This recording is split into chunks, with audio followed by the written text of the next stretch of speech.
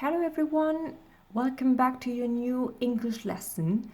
J'ai voulu vous refaire une petite vidéo aujourd'hui parce qu'on va aborder un nouveau temps et j'avais peur que ce soit compliqué en ne passant que par l'écrit.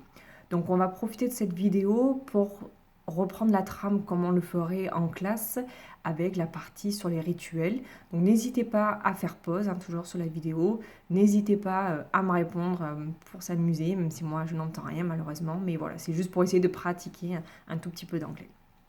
So let's go and let's start with the rituals. What's the date today? Good. What's the weather like? All right. And what time is it? Okay. So now you can open your copybox, write the date and the weather, and let's recap orally. What do you remember about Sophie's holidays? Alors, quand on est ensemble en classe, logiquement, j'interroge quelqu'un pour nous rappeler ce qu'on a fait au cours précédent.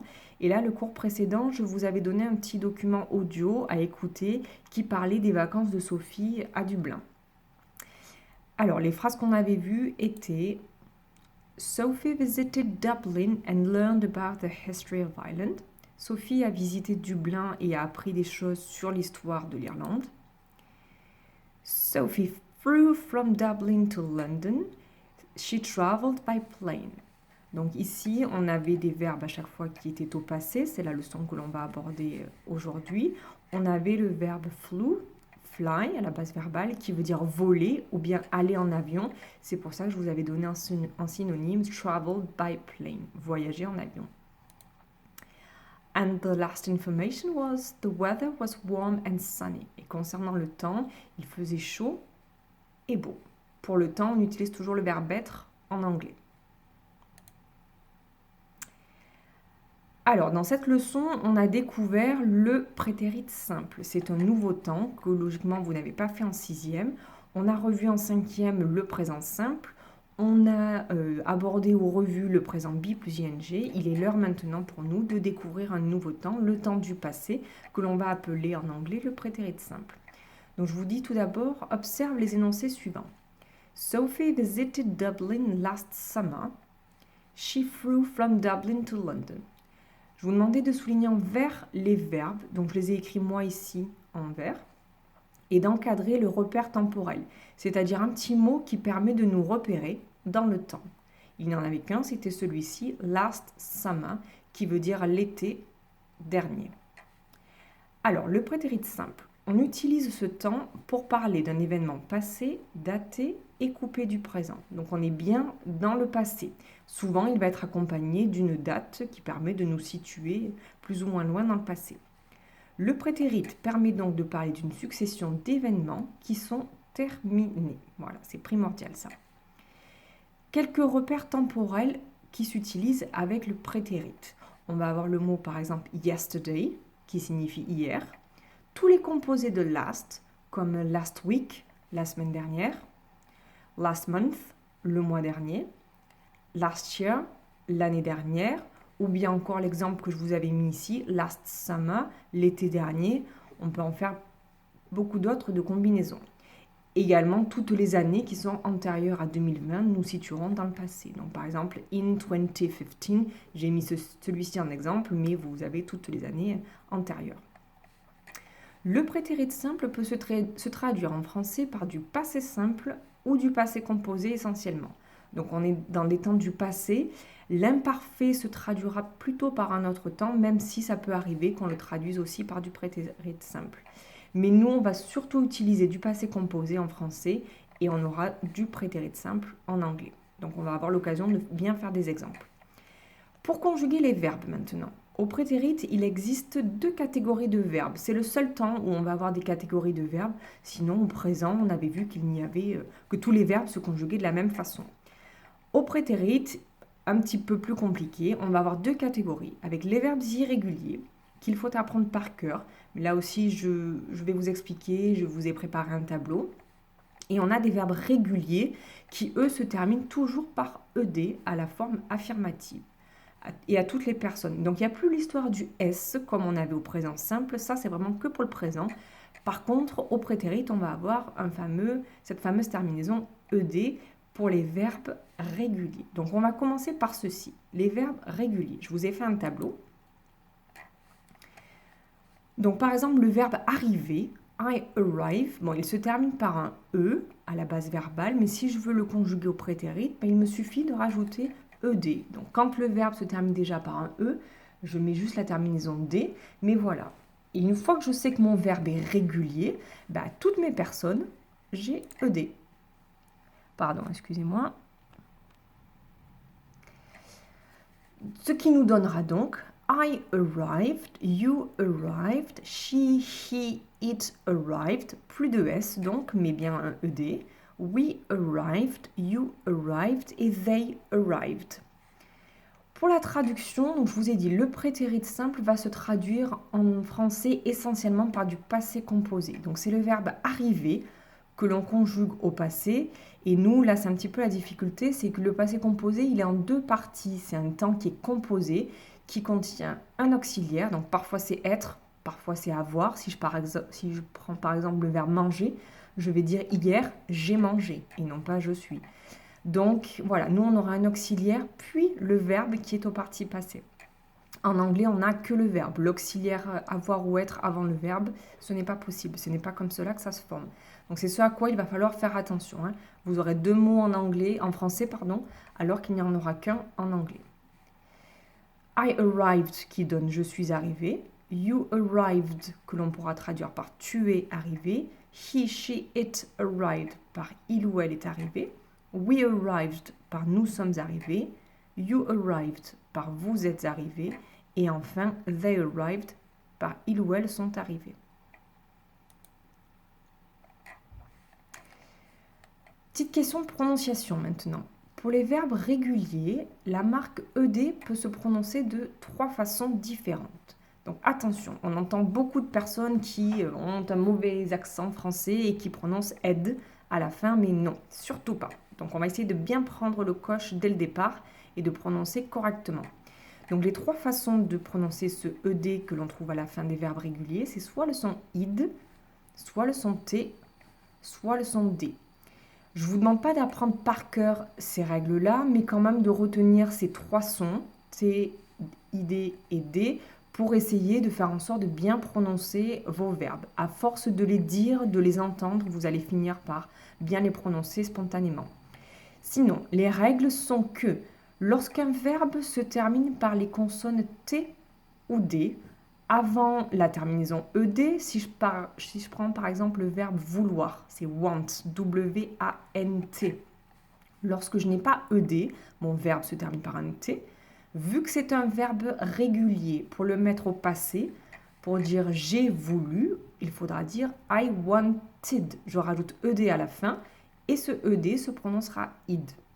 Pareil, si un verbe se termine à la base verbale par un D, comme record par exemple, si je veux rajouter ed, ma terminaison du prétérit, celle-ci se prononcera id.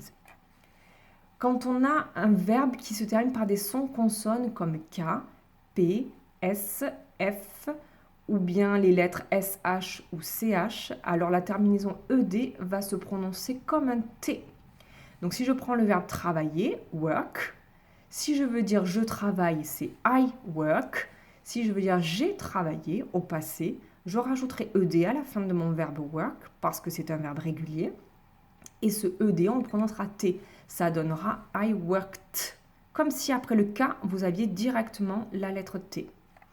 Et enfin, pour tout le reste, on prononcera D. Alors, vous allez essayer de faire ce petit exercice. Là encore, vous pouvez faire pause et puis essayer de mettre les bons verbes dans les bonnes cases. Je vous ai mis plusieurs verbes ici qui contiennent tous ED et je vous demande de les placer. Donc, commencez par me dire quel est le son et puis ensuite, mettez les verbes qui correspondent. Donc, je vous laisse faire ceci et je vous propose ensuite une correction. Pour vous aider, regardez bien donc les règles qui sont au-dessus et puis regardez quelle est la lettre qui est juste avant la terminaison ED. Voilà, si j'enlève la marque du prétérit, donc ce ne sont ici que des verbes réguliers forcément, si j'enlève la marque du prétérit, là il me reste un K. Là, il me reste un S qui a le son Z. Là, il me reste un T. Là, il me reste une voyelle, un I. Là, un D.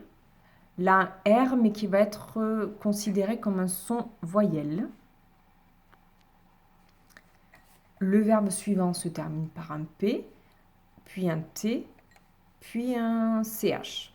Donc voilà, avec ces règles-là, et puis les règles du dessus, essayez donc de me compléter le tableau. Je vous propose une correction. Alors, vous n'avez peut-être pas les mêmes colonnes que moi. J'ai commencé par le son D, puis le son T et le son id. Donc voilà ce que ça donnait. Used, died, appeared. Donc j'entends vraiment pas le E à la fin de ces mots-là, j'entends que le D. Ici, dans ma terminaison ED, va avoir le son T. Donc ça donne walked, stopped, watched. Entraînez-vous à les répéter vous aussi pour bien fixer la prononciation. Et en fin de dernière colonne, mon ED va se prononcer id, donc ce qui va donner painted, wanted, recorded. Voilà, j'espère que c'est à peu près clair jusque-là. Alors, on va maintenant parler des verbes irréguliers. Point suivant. Donc, pour savoir si un verbe est régulier, eh bien, il faut qu'il ne fasse pas partie de ma liste des verbes irréguliers. Donc, il en existe plus d'une centaine.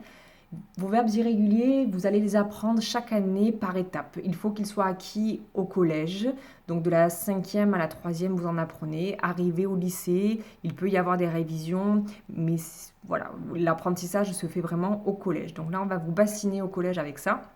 Donc je vous ai mis en pièces jointes une feuille recto verso. En 5e, on a à peu près une soixantaine de verbes irréguliers à apprendre.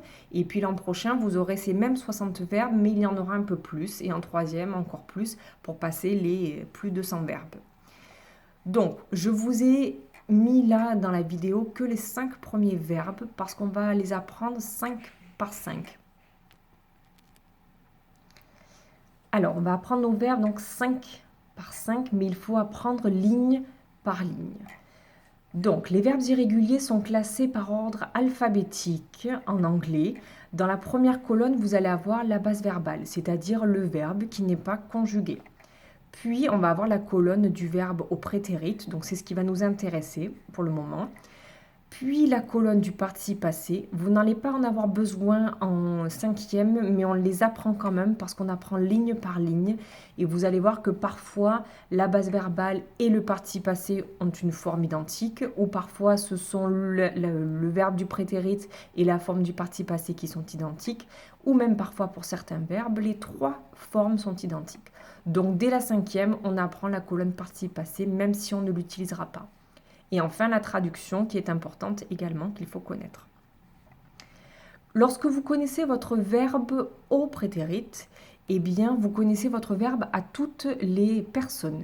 Je ne vous ai pas fait de tableau de conjugaison. Si on sait que, voilà, mon verbe, par exemple, become, c'est le verbe devenir, il devient became au prétérit, ça veut dire que pour traduire, je suis devenu, tu es devenu, il est devenu, nous sommes devenus, vous êtes devenus, ils sont devenus, le verbe devenir au passé, on mettra became tout le long.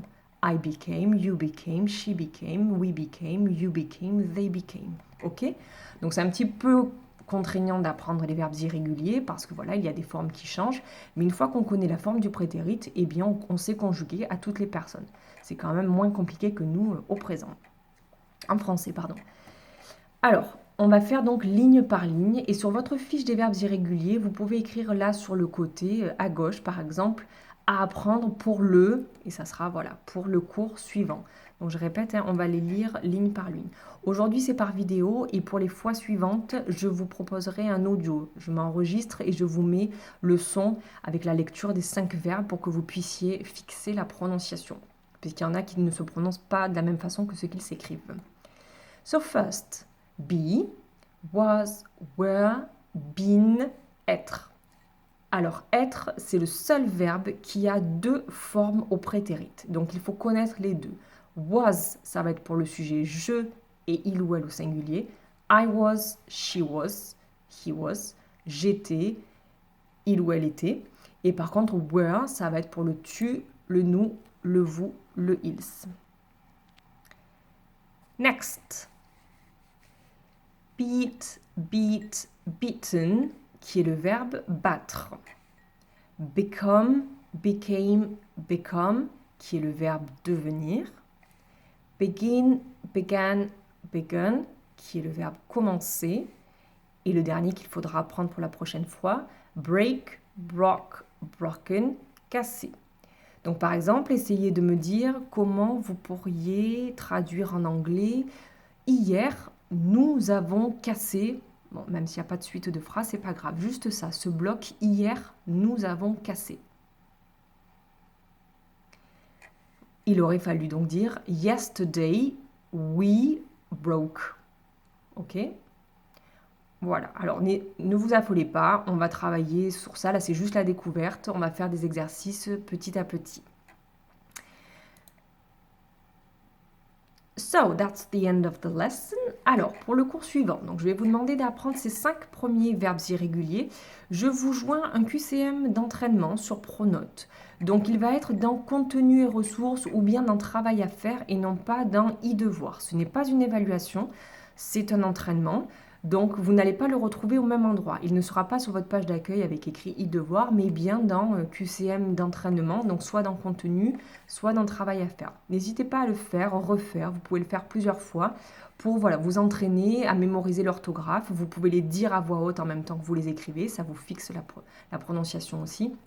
Pensez à écrire en minuscules dans les QCM, sinon ça va vous compter faux. Même la première lettre, je sais que les téléphones ont parfois tendance à écrire la première lettre en majuscule, mais là c'est vraiment tout en minuscule, sinon ça va vous compter faux.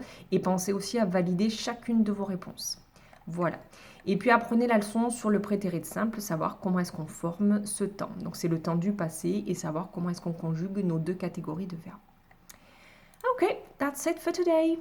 Thank you for listening. Goodbye and see you next time.